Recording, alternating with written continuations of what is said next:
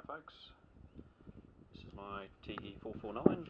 Today I'm just going to do a simple job and lube the rear suspension. In particular, this lower shock bearing here needs to be done fairly frequently. If it is, it lasts well. If not, tends to dry out. It doesn't have a separate grease nipple, or for the Americans, a zerk. So yeah, it's a simple job of pulling the bolt out and greasing it by hand.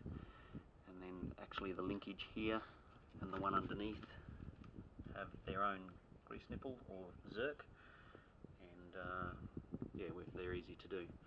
So basically you'll need some way of supporting the bike off the ground here. I've got a race stand, selection of sockets, 14mm spanner, obviously a hand grease gun. Any grease is better than no grease. I use high temperature bearing grease. It's made for high point load on roller bearings. Some guys use waterproof bearing grease. That's suitable as well. Obviously you need a rag to clean up, and that's pretty much it. So I'll run you through pulling it out. It's a fairly simple job, as I said. Should only take about 15 or 20 minutes. Probably not even time for your beer to go warm. Alright, well, grab your 14mm spanner. This will be to hold the nut on the other side, and a ratchet with an extension. I find it easier to pop the brake line out of its holder. That'll allow you access with the socket underneath. Working from the other side, put a spanner on the nut.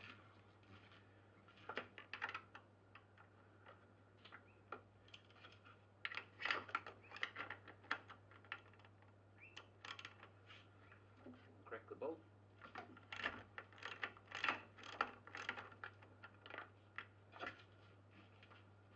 Should be able to spin the nut off by hand, which I can't quite yet.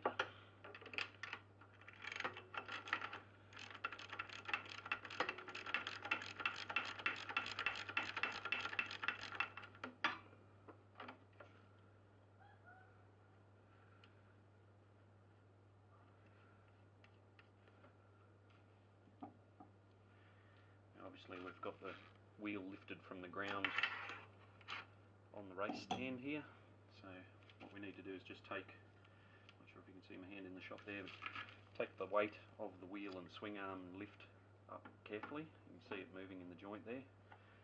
That'll allow you to pull the bolt out. That gets the weight off the joint. Bolt is out, and then you can lower it down.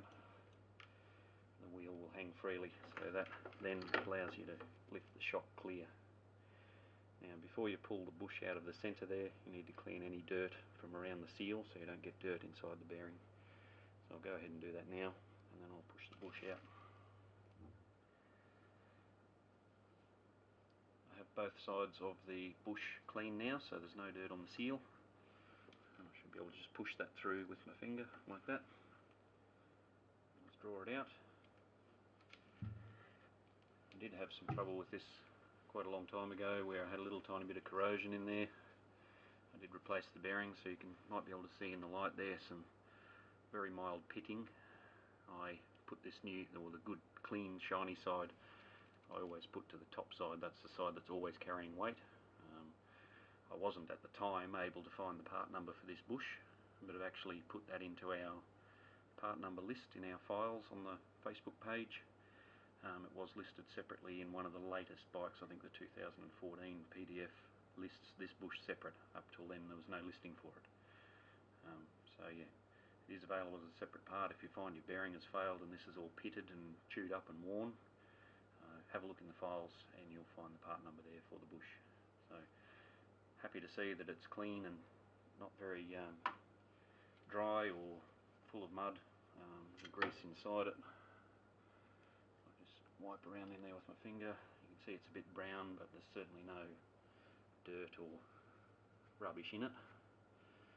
So I normally get just a clean section of the rag, poke it inside and just roll the bearing around with my finger to get as much of that older grease as I can out,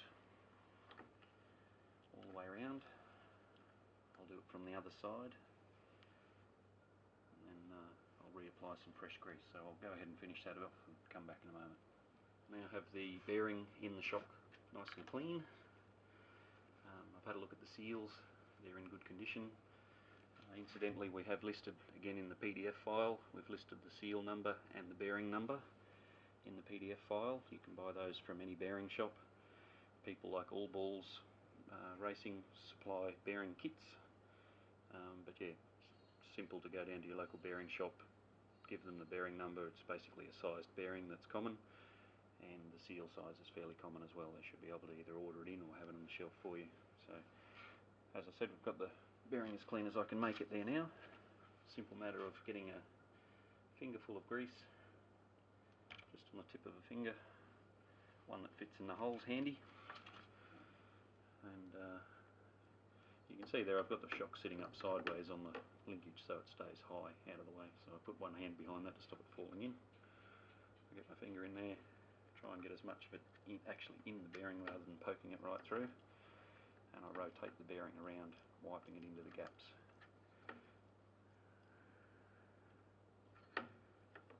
It's not very scientific, it's a bit messy. You may choose to wear gloves, but having been a mechanic for 30 years, I've got a lot dirtier than that.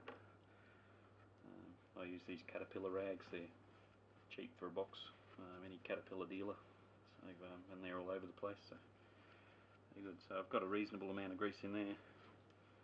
I'll put a thin film around the sleeve before I put that back. Don't go crazy putting it on because the seal will wipe most of it off anyway as you push it in. So as I said, I put the nice smooth sexy side to the top. That's where all my weight from the shock is going to go, because remember that sleeve is pinched by the bolt. That sleeve stays still, and any movement that the bearing does goes around that sleeve. It is the working surface. Okay, so I now have the sleeve centered. I'll wipe off any excess grease from outside here, both sides. That stops the dirt attracting to it.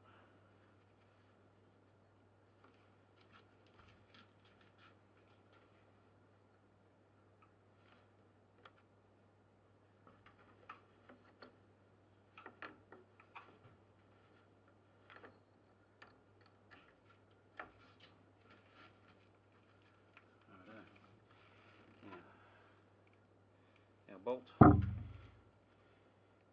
very thin smear of grease on that just to stop it corroding if it gets water in there.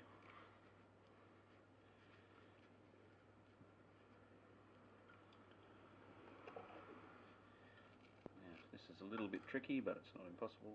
Lift the axle up and manoeuvre the shock bolt through and start the nut on the other side. And then obviously one important note is when you do the bolt up tight, run the nut up till it's touching. Don't do it up super firm, and then allow the weight of the bike to push the swing arm up against the bolt. That's where the most load is. So before doing the nut up completely, I'll put the weight back on the bike.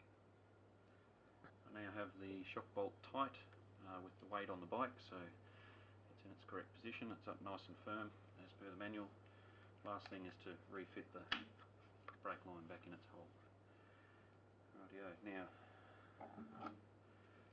the grease gun, just clean around the nipple, the head of the nipple with a rag so you don't introduce any dirt.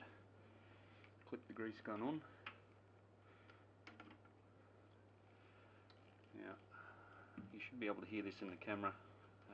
I pump it until I hear air escape from the seals, and then that's it. So it might only take 1 or 2 pumps.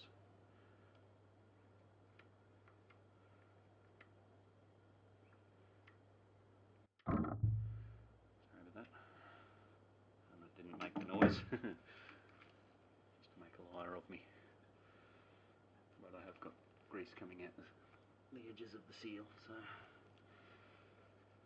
clip onto the other one, the upper one.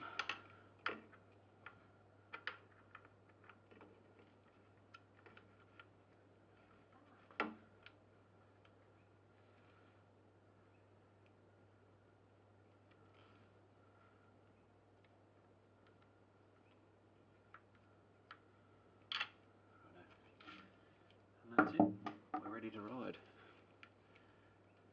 If for any reason you've got the linkage out, you can do these two main bearings as well.